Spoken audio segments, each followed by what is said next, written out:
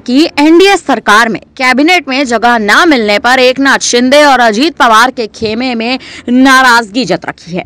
जी हां, दोनों ही खेमों से नाराजगी की खबरें आ रही हैं। शिंदे सेना को भले ही एक राज्य मंत्री स्वतंत्र प्रभार का पोर्टफोलियो मिल गया हो, लेकिन वो कैबिनेट मंत्री दिए जाने की मांग कर रही है।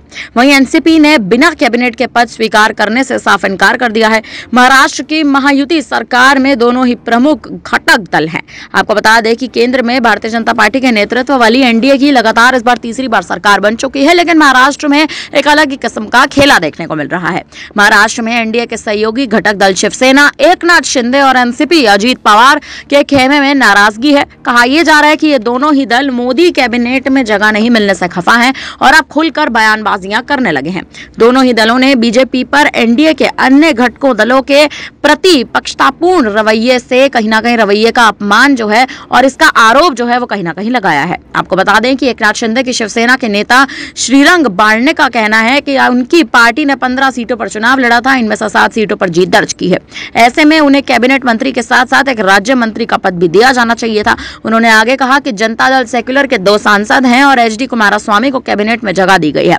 इसी तरह हिंदुस्तान अवामी मोर्चा से एकमात्र सांसद हैं और जीतन राम मांझी को कैबिनेट मंत्री बना दिया गया है। लेकिन जो विवाद है वो इससे उठ रहा है कि बीजेपी आखिर महाराष्ट्र में क्यों एकनाथ शिंदे के साथ एक तरह से कहें तो सौतेला व्यवहार कर रही है। उनका यह भी कहना है कि महाराष्ट्र के विधानसभा चुनाव में अब महज 3 महीने का समय है। ऐसे में भारतीय जनता पार्टी शिवसेना को एक कैबिनेट और राज्य मंत्री का पद दे सकती थी। उन्होंने ये भी कहा कि बीजेपी ने 28 सीटों पर चुनाव लड़ा था, लेकिन उसे सिर्फ 9 सीटें मिली, जबकि शिंदे की अगुवाई वाली शिवसेना ने 15 में से 7 सीटें जीती। शिवसेना को बीजेपी का पुराना दोस्त भी माना जाता है, लेकिन ऐसा लगता है कि बीजेपी उनके साथ सौतेला व्यवहार कर रही है।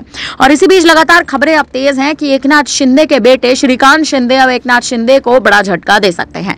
जी हां, आपको बता दें कि एकनाथ शिंदे के बेटे श्रीकांत शिंदे इंडिया गठबंधन में शामिल हो सकते हैं और अगर श्रीकांत शिंदे इंडिया गठबंधन में शामिल होते हैं तो एकनाथ शिंदे को कहीं ना कहीं बड़ा झटका लगेगा, क्योंकि भले ही भारतीय जनता पार्टी के खिलाफ बगावती सुर एकनाथ शिंदे और उनके पार्टी के कार्यकर्ता और नेता अपना रहे हैं, लेकिन बीजेपी के साथ अभी भी महाराष्ट्र में गठबंधन है।